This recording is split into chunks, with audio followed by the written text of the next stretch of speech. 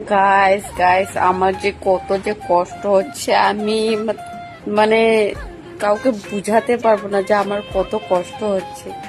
Guys আমি কেউ status দিতে পারছি না, সবকিছু দেখছি, সবাই ভাষণ দিচ্ছে, বাট আমার কোনো কিছু করার নেই।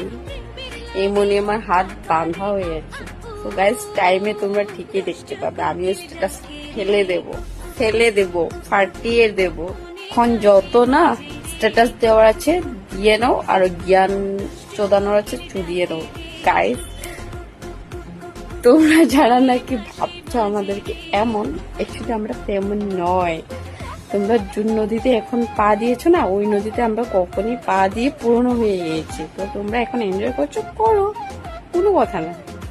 আমরা টাইম আসলে ফাটিয়ে দেব, স্ট্যাটাস ফেলে দেব, তখন ভাববে এটা কখনের